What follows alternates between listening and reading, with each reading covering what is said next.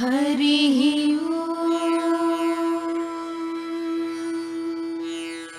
नाम्नां साष्टसहस्रं च ब्रूहि गार्य महामते। महालक्ष्म्या महादेव्या भुक्तिमुक्त्यर्थसिद्धये। श्रीगार्ग्य उवाच सनत्कुमारमासीनं द्वादशादित्यसन्निभम् अपृच्छन् योगिनो भक्त्या योगिनामर्धसिद्धये। सर्वलौकिककर्मभ्यो विमुक्तानां हिताय वै भुक्तिमुक्तिप्रदं जप्यमनुब्रूहि दयानिधे। सनत्कुमार भगवन् सर्वज्ञोऽसि विशेषतः आस्तिक्यसिद्धये नॄणां क्षिप्रं धर्मार्थसाधनम्। आद्यन्तिमानवाः सर्वे धनाभावेन केवलम् सिद्ध्यन्ति धनिनोऽन्यस्य नैव धर्मार्थकामनाः। दारिद्र्यध्वंसिनी नाम केन विद्या प्रकीर्तिता केन वा ब्रह्म विद्यापि केन मृत्युविनाशिनी। सर्वेषां सारभूतैका विद्या नाम केन कीर्तिता प्रत्यक्ष सिद्धिदा ब्रह्मन् तामाचक्ष्वदयानिधे। सनत्कुमार उवाच साधु पृष्टं महाभागा सर्वलोकहितैषिणीः महतामेष धर्मश्च नान्येषामिति मे मतिः। ब्रह्म विष्णु महादेव महेन्द्रादिमहात्मभिः सम्प्रोक्तं कथयां यज्ञ लक्ष्मी नाम सहस्रकम्। यस्योच्चारणमात्रेण दारिद्र्यान्मुच्यते नरः किं पुनस्तज्जपाज्ञापि सर्वेष्टार्थानवाप्नुयात्। अस्य श्रीलक्ष्मी दिव्य सहस्रनाम स्तोत्र महामन्त्रस्य आनन्दकरमचिक्लीतेन्दिरा सुतादयो महात्मानो महर्षयः अनुष्ठुप् विष्णुमाया शक्तिः महालक्ष्मी परा देवता। श्री महालक्ष्मी प्रसाद द्वारा सर्वेष्टार्थ सिद्ध्यर्थे जपे विनियोगः। ध्यानम्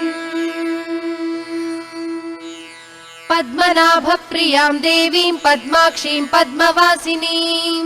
पद्मवक्त्रां पद्महस्तां वन्दे पद्मामहर्निशम्। पूर्णेन्दुबिम्बवदनां रत्नाभरणभूषितां वरदाभयहस्ताभ्यां ध्यायेच्चन्द्र सहोदरीं। इच्छारूपां भगवतः सच्चिदानन्दरूपिणीं सर्वज्ञां सर्वजननीं विष्णुवक्षस्थलालयां दयाळुमनिशं ध्यायेत् सुखसिद्धिस्वरूपिणी। हरिः नित्यागतानन्त नित्यानन्दिनी जनरञ्जनी नित्यप्रकाशिनी चैव स्वप्रकाशस्वरूपिणी। महालक्ष्मीर्महाकाली महाकन्या सरस्वती भोगवैभव सन्धात्री भक्तानुग्रहकारिणी। ईशावास्या महामाया महादेवी महेश्वरी हृल्लेखा परमाशक्तिर्मातृका बीजरूपिणी। नित्यानन्दा नित्यबोधा नादिनी जनमोदिनी सत्यप्रत्ययिनी चैव स्वप्रकाशात्मरूपिणी। त्रिपुरा भैरवी विद्या हंसा वागीश्वरी शिवा वाग्देवी च महारात्रिः कालरात्रिस्त्रिलोचनी। भद्रकाली कराली च महाकाली तिलोत्तमा काली कराळ वक्त्रान्ता कामाक्षी कामदा शुभा। चण्डिका चण्डरूपेशा चामुण्डा चक्रधारिणी त्रैलोक्य जननी देवी त्रैलोक्य विजयोत्तमा। सिद्धलक्ष्मी क्रिया लक्ष्मीर्मोक्षलक्ष्मी प्रसादिनी उमा भगवती दुर्गा चैन्द्री दाक्षायणी शिखा प्रत्यङ्गिराधरा वेला लोकमाता हरिप्रिया। पार्वती परमा देवी ब्रह्म विद्या प्रदायिनी अरूपा बहुरूपा च विरूपा विश्वरूपिणी। पंचभूतात्मिका वाणी पंचभूतात्मिका परा कालिका पंचिका वाग्नि हविः प्रत्यधिदेवता। देवमाता सुरेशाना वेद गर्भाम्बिका धृतिः संख्या जातिः क्रिया शक्तिः प्रकृतिर्मोहिनी मही। यज्ञ विद्या महाविद्या गुह्य विद्या विभावरी ज्योतिष्मती महामाता सर्वमंत्र फलप्रदा। दारिद्र्यध्वंसिनी देवी हृदय ग्रन्थिभेदिनी सहस्रादित्य संकाशा चंद्रिका चंद्ररूपिणी गायत्री सोम संभूति सावित्री प्रणवात्मिका शांकरी वैष्णवी ब्राह्मी सर्वदेव नमस्कृता दुर्गा सेव्या कुबेराक्षी करवीर निवासिनी जया च विजया चैव जयंती च पराजिता कुब्जिका कालिका शास्त्री वीणा पुस्तकधारिणी सर्वज्ञ शक्ति श्री शक्तिर्ब्रह्म विष्णु शिवात्मिका इडा पिंगलिका मध्या मृणाली तंतुरूपिणी यज्ञेशानी प्रधा दीक्षा दक्षिणा सर्वमोहिनी अष्टांग योगिनी देवी निर्बीज ध्यान गोचरा सर्वतीर्थस्थिता शुद्धा सर्व पर्वतवासिनी वेद शास्त्र प्रदा देवी षडंगादि पदक्रमा शिवा धात्री शुभानंदा यज्ञ कर्म स्वरूपिणी व्रतिनी मेनका देवी ब्रह्माणी ब्रह्मचारिणी एकाक्षर परातारा भवबंध विनाशिनी विश्वंभरा धरा धारा निराधाराधिक स्वरा राका कुहूरमावास्या पूर्णिमानुमति द्युतिः सिनीवाली शिवावस्या वैश्वदेवी पिसंगिला पिप्पला च विशालाक्षी रक्षोग्नि वृष्टिकारिणी दुष्ट विद्रावणी देवी सर्वोपद्रवनाशिनी शारदा सरसंधाना सर्वशस्त्र स्वरूपिणी युद्ध मध्यस्थिता देवी सर्वभूत प्रभंजनी अयुद्धा युद्ध रूपा च शांता शांति स्वरूपिणी गंगा सरस्वती वेणी यमुना नर्मदा पगा समुद्र वसना वासा ब्रह्मांड श्रेणी मेखला पंचवक्त्रा दश भुजा शुद्ध स्फटिक सन्निभा रक्ता कृष्णा सीता पीता सर्ववर्णा निरीश्वरी कालिका चक्रिका देवी सत्या तु वटका स्थिता तरुणी वारुणी नारी ज्येष्ठा देवी सुरेश्वरी विश्वंबरधरा कर्त्री गणार्गण विभंजनी संध्या रात्रि दिवा ज्योत्स्ना कला काष्ठा निमेशिका उर्वी कात्यायनी शुभ्रा संसारार्णवतारिणी कपिला कीलिका शोका मल्लिका नवमल्लिका देविका नंदिका शांता भंजिका भयभंजिका कौशिकी वैदिकी देवी सौरी रूपाधिका तिभा दिग्वस्त्रा नववस्त्रा च कन्यका कमलोद्भवा श्री सौम्य लक्षणातीत दुर्गा सूत्र प्रबोधिका श्रद्धा मेधा कृति प्रज्ञा धारणा कांतिरेव च श्रुति स्मृतिर्धृतिर्धन्या भूतिरिष्टिर्मनीषिणी विरक्तिर्व्यापिनी माया सर्वमाया प्रभंजनी महेन्द्री मंत्रिणी सिंही चेन्द्रजाल स्वरूपिणी अवस्थात्रय निर्मुक्ता गुणत्रय विवर्जिता येषणत्रय निर्मुक्ता सर्वरोग विवर्जिता योगी ध्यानान्तगम्या च योग ध्यान परायणा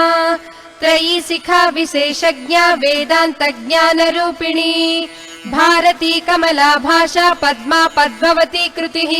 गौतमी गोमती गौरी ईशाना हंसवाहिनी नारायणी प्रभाधारा जाह्नवी शंकरात्मजा चित्रघंटा सुनंदा श्रीर्मानवी मनुसंभवा स्तंभिनी क्षोभिणी मारी ब्राह्मिणी शत्रुमारिणी मोहिनी द्वेषिणी वीरा अघोरा रुद्र रूपिणी रुद्रैकादशिनी पुण्या कल्याणी लाभकारिणी देव दुर्गा महादुर्गा स्वप्न दुर्गा अष्टभैरवी सूर्य चंद्राग्नि रूपा च ग्रह नक्षत्र रूपिणी बिंदुनाद कलातीता बिंदुनाद कलात्मिका दश वायुजयाकारा कला षोडश संयुता काश्यपी कमला देवी नाद चक्र निवासिनी मृडाधारा स्थिरा गुह्या देविका चक्र रूपिणी अविद्या सार्वरी भुंजा जंभासुर निबर्हिणी श्रीकाया श्रीकला शुभ्रा कर्म निर्मूलकारिणी आदिलक्ष्मीर्गुणाधारा पंच ब्रह्मात्मिका परा श्रुतिर्ब्रह्म मुखावासा सर्व संपत्ति रूपिणी मृत संजीवनी मैत्री कामिनी कामवर्जिता निर्वाण मार्गदा देवी हंसिनी कालिका क्षमा सपर्या गुणिनी भिन्ना निर्गुणा खंडित शुभा स्वामिनी वेदिनी शक्या शाम्बरी चक्रधारिणी दण्डिनी मुण्डिनी व्याघ्री सिकिनी सोम संहतिः चिन्तामणिश्चिदानन्द पञ्चबाण प्रबोधिनी बाणश्रेणिः सहस्राक्षी सहस्रभुज पादुका संध्या बलिस्त्रि संध्याख्या ब्रह्माण्ड मणिभूषणा वासवी वारुणी सेना कुलीका मन्त्ररञ्जनी जित प्राणस्वरूपा च कान्ता काम्यवरप्रदा मंत्र ब्राह्मण विद्यार्था नाद रूपा हविष्मती अधर्वणि श्रुति शून्य कल्पना वर्जिता सती सत्ता जाति प्रमामेया प्रमितिः प्राणदा गतिः अवर्णा पंचवर्णा च सर्वदा भुवनेश्वरी त्रैलोक्य मोहिनी विद्या सर्वभर्त्रीक्षराक्षरा हिरण्यवर्णा हरिणी सर्वोपद्रवनाशिनी कैवल्य पदवी रेखा सूर्यमण्डल संस्थिता सोममण्डल मध्यस्था वह्निमण्डल संस्थिता वायुमण्डल मध्यस्था व्योममण्डल संस्थिता चक्रिका चक्र मध्यस्था चक्र मार्ग प्रवर्तिनी कोकिलाकुल चक्रेशा पक्षतिः पंक्ति पावनी सर्व सिद्धांत मार्गस्था षड्वर्णावर वर्जिता शतरुद्रहरा हंत्री सर्व संहारकारिणी पुरुषा पौरुषी तुष्टिः सर्वतंत्र प्रसूतिका अर्धनारीश्वरी देवी सर्व विद्या प्रदायिनी भार्गवी याजुषी विद्या सर्वोपनिषदा स्थिता व्योमकेशाखिल प्राणा पंचकोश विलक्षणा पंचकोशात्मिका प्रत्यक पंच ब्रह्मात्मिका शिवा जगज्जराजनित्री च पंचकर्मा प्रसूतिका वाग्देव्याभरणाकारा सर्वकाम्य स्थिता स्थितिः अष्टादश चतुष्षष्टि पीठिका विद्ययायुता कालिका कर्षण श्यामा यक्षिणी किन्नरेश्वरी केतकी मल्लिका शोका वाराही धरणी ध्रुवा नारसिंही महोग्रास्या भक्ता नामार्तिनाशिनी अंतर्बला स्थिरा लक्ष्मीर्जरा मरणनाशिनी श्रीरंजिता महाकाया सोम सूर्याग्निलोचना अदितिर्देव माता च अष्टपुत्राष्टयोगिनी अष्ट प्रकृतिरष्टाष्ट विभ्राजद्विकृताकृतिः दुर्भिक्षध्वंसिनी देवी सीता सत्या च रुक्मिणी ख्यातिजा भार्गवी देवी देवयोनिस्तपस्विनी शाकंबरी महाशोणा गरुडोपरि संस्थिता सिंहगा व्याघ्रगा देवी वायुगा च महाद्रिगा अकारादिक्षकारान्ता सर्व विद्याधिदेवता मंत्र व्याख्यान निपुणा ज्योतिषशास्त्रैकलोचना इडा पिंगलिका मध्य सुषुम्ना ग्रंथि भेदिनी कालचक्राश्रयोपेता कालचक्र स्वरूपिणी वैशारदी मतिश्रेष्ठा वरिष्ठा सर्वदीपिका वैनायकी वरारोहो श्रोणी वेला बहिर्बलिः जम्भिनी जृम्भिणी जृम्भकारिणी गणकारिका शरणी चक्रिकानन्ता सर्वव्याधि चिकित्सकी देवकी देव संकाशा वारिधिः करुणाकरा सर्वरी सर्व संपन्ना सर्व पाप प्रभंजनी एकमात्रा द्विमात्रा च त्रिमात्रा च तथा परा अर्धमात्रा परा सूक्ष्मा सूक्ष्मार्धार्ध परा परा एकवीरा विशेषाख्या षष्ठी देवी मनस्विनी नैष्कर्म्या निष्कला लोका ज्ञान कर्माधिका गुणा सबन्ध्वानंद संदोहा व्योमाकारा निरूपिता गद्य पद्मात्मिका वाणी सर्वालंकार संयुता साधु बंध पदन्यासा सर्वौका घटिका वलिः षट्कर्मा कर्कशाकारा सर्वकर्म विवर्जिता आदित्य वर्णा चापर्णा कामिनी वररूपिणी ब्रह्माणी ब्रह्म संताना वेद वागीश्वरी शिवा पुराण न्याय मीमांसा धर्म शास्त्रागम श्रुता सद्यो वेदवती सर्वा हंसी विद्याधिदेवता विश्वेश्वरी जगद्धात्री विश्व निर्माणकारिणी वैदिकी वेद रूपा च कालिका काल रूपिणी नारायणी महादेवी सर्वतत्व प्रवर्तिनी हिरण्यवर्ण रूपा च हिरण्यपद संभवा कैवल्य पदवी पुण्या कैवल्य ज्ञान लक्षिता ब्रह्म संपत्ति रूपा च ब्रह्म संपत्तिकारिणी वारुणी वारुणाराध्या सर्वकर्म प्रवर्तिनी एकाक्षरपरा युक्ता सर्वदारिद्र्यभञ्जिनी पाशाङ्कुशान्विता दिव्या वीणा व्याख्याक्षसूत्रभृत् एकमूर्तिस्त्रयी मूर्तिर्मधुकैटभञ्जनी साङ्ख्या साङ्ख्यवती ज्वाला ज्वलन्ती कामरूपिणी जाग्रन्ती सर्वसम्पत्तिः सुषुप्ता स्वेष्टदायिनी कपालिनी महादंष्ट्रा भ्रुकुटी कुटिलालना सर्वावासा सुवासा च बृहत् सृष्टिश्च साक्वरी छन्दो गणप्रतिष्ठा च कल्माशी करुणात्मिका चक्षुष्मती महाघोषा खड्गचर्मधरासिनिः शिल्पवैचित्र विद्योता सर्वतो भद्रवासिनी अचिन्त्य लक्षणाकारा सूत्रभाष्य निबन्धना सर्ववेदार्थ सम्पत्तिः सर्वशास्त्रार्धमातृका अकारादिक्षकारान्त मात्रा वर्णकृतस्थला सर्वलक्ष्मी सदानन्दा सार विद्या सदा शिवा सर्वज्ञा सर्वशक्तिश्च खेचरी रूपगोच्छ्रिता अणिमादिगुणोपेता पराकाष्ठा परागतिः हंसयुक्त विमानस्था हंसारूढा शशिप्रभा भवानी वासना शक्तिराकृतिस्थाखिलाखिला तंत्र हेतुर्विचित्रांगी व्योम गंगा विनोदिनी वर्षा च वार्षिका चैव ऋग्यजुस्सामरूपिणी महानदी नदी पुण्या गण्य पुण्य गुणप्रिया समाधिगतलभ्यार्था श्रोतव्या स्वप्रिया घृणा नामाक्षर पदा देवी उपसर्गनखाञ्चिता निपातोरुद्वयी जङ्घा मातृका मन्त्ररूपिणी आसीना च शयाना च तिष्ठन्ती धावनाधिका लक्ष्य लक्षण योगाढ्या ताद्रूप्य गणनाकृतिः सैकरूपा नैकरूपा सेन्दुरूपा तदाकृतिः समास तद्धिताकारा विभक्ति वचनात्मिका स्वाहाकारा स्वधाकारा श्रीपत्यर्थाङ्गनन्दिनी गम्भीरा गहना गुह्या योनिलिङ्गार्धधारिणी शेषवासुकि संसेव्या चपला वरवर्णिनी कारुण्याकार सम्पत्तिः कीलकृन्मन्त्र कीलिका शक्ति बीजात्मिका सर्वमन्त्रेष्टा अक्षय कामना आग्नेयी पार्थिवा आप्या वायव्या व्योमकेतना सत्यज्ञानात्मिकानन्दा ब्राह्मी ब्रह्म सनातनी अविद्या वासना माया प्रकृतिः सर्वमोहिनी शक्तिर्धारण शक्तिश्च चिरचिच्छक्ति योगिनी वक्त्रारुणा महामाया मरीचिर्मदमर्दिनी विराट स्वाहा स्वधा शुद्धा निरूपास्ति सुभक्तिगा निरूपिता द्वयी विद्या नित्या नित्यस्वरूपिणी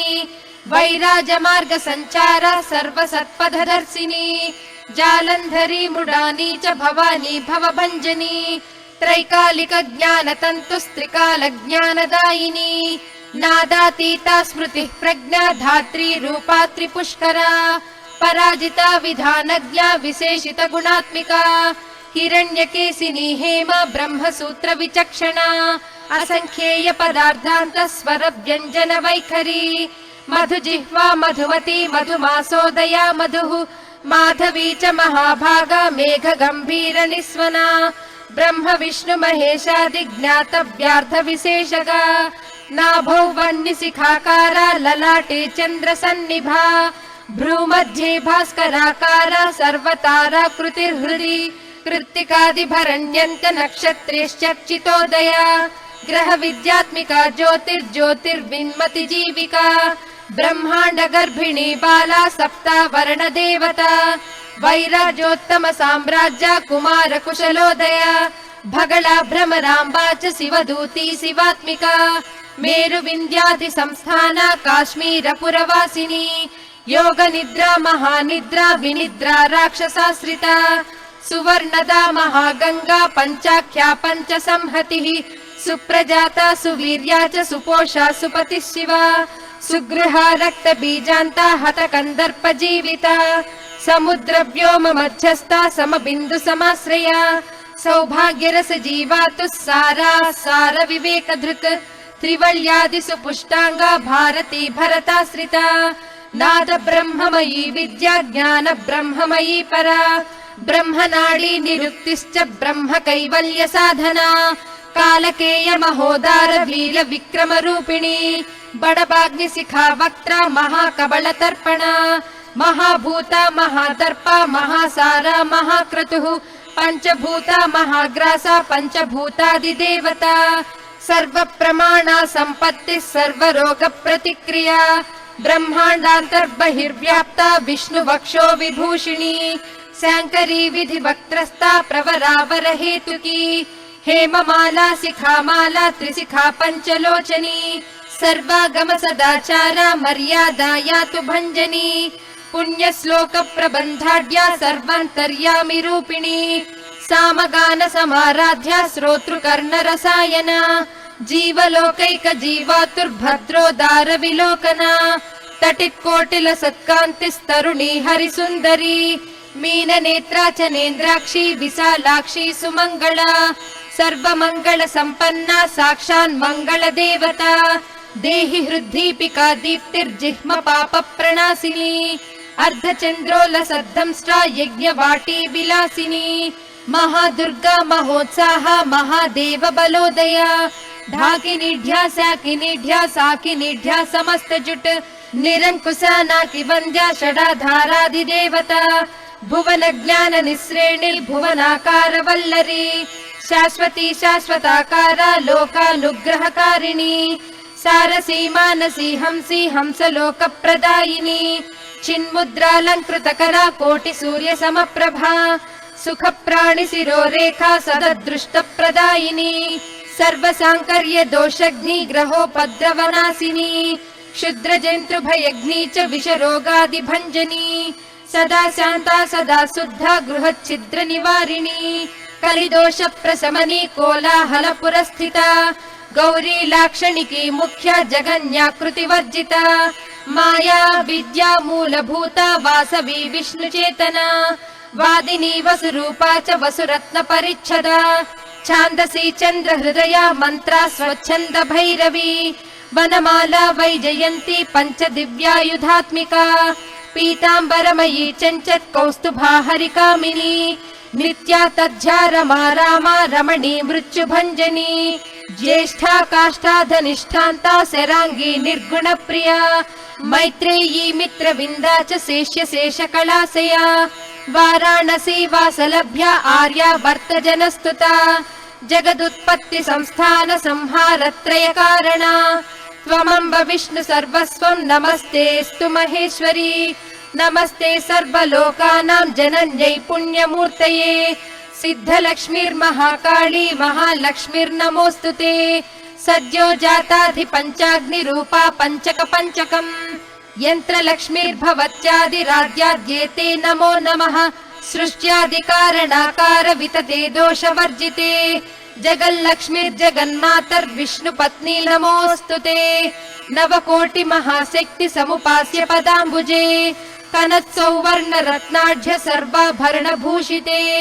अनंत नित्य महिषी प्रपंचेश्वर नायकी अच्युच्छ्रित पदान्तस्थे परम व्योम नायकी नाकपृष्ठगताराध्ये विष्णु लोक विलासिनी वैकुंठराज महिषी श्रीरंगनगराश्रिते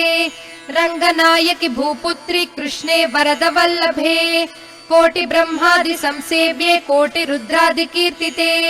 मातुलुंगमयं खेटं सौवर्ण चषकं तथा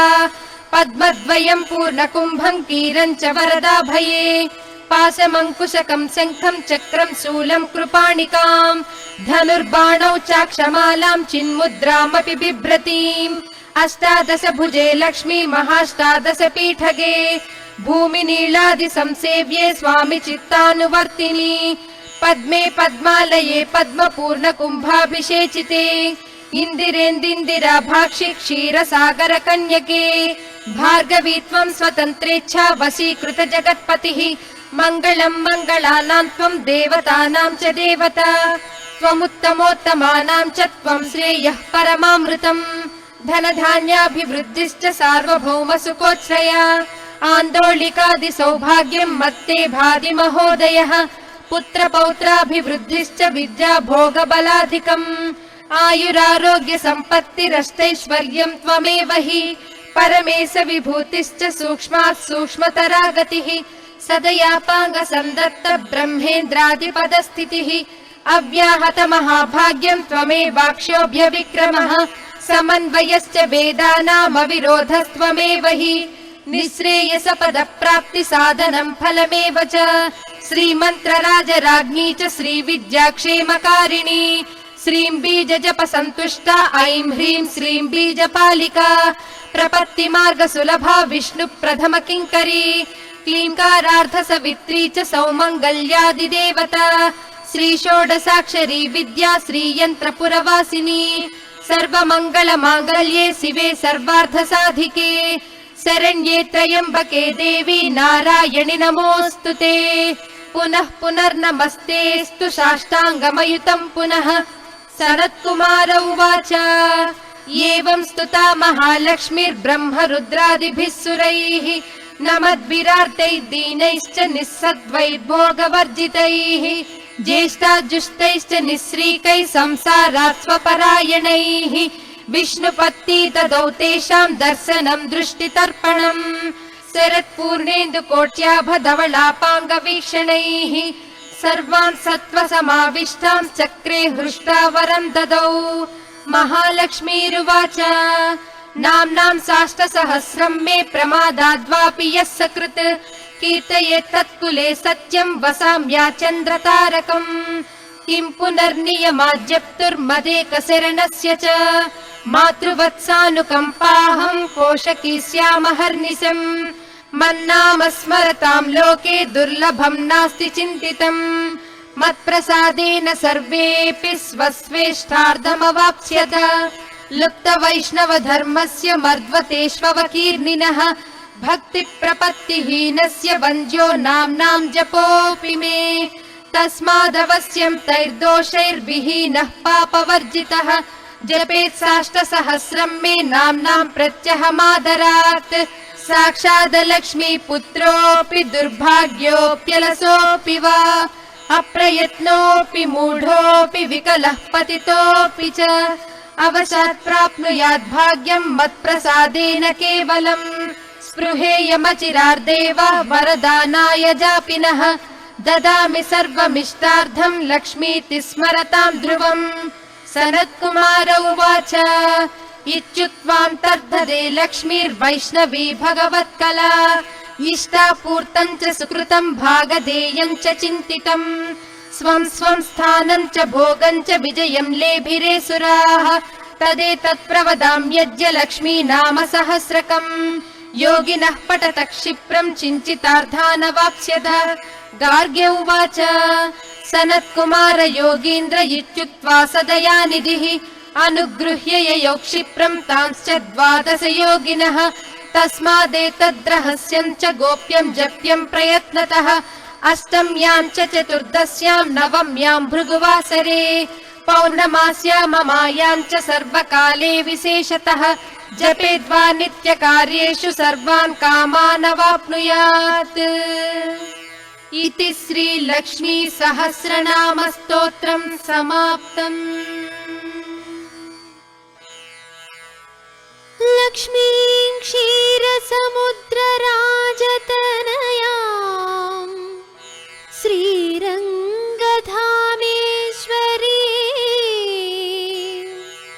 दासीभूत समस्तदेववनिता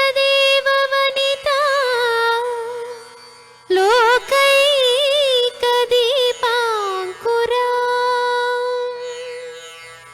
श्रीमन्मन्दकटाक्षलब्धविभवत् ब्रह्मेन्द्र गङ्गाधरा त्वां त्रैलोक्यकुटुम्बिनी सरसिजा वन्दे मुकुन्दप्रिया वन्दे मुकुन्दप्रिया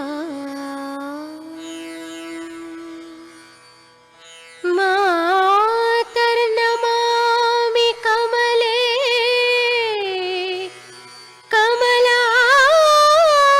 कमलायताक्षी श्रीविष्णु हृत्कमलवासिनी विश्वमातः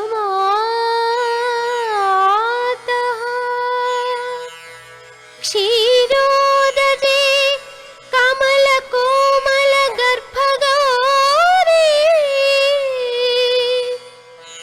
लक्ष्मी प्रसीद सततं नमतां शरण्ये लक्ष्मी प्रसीद सततं नमतां शरण्ये।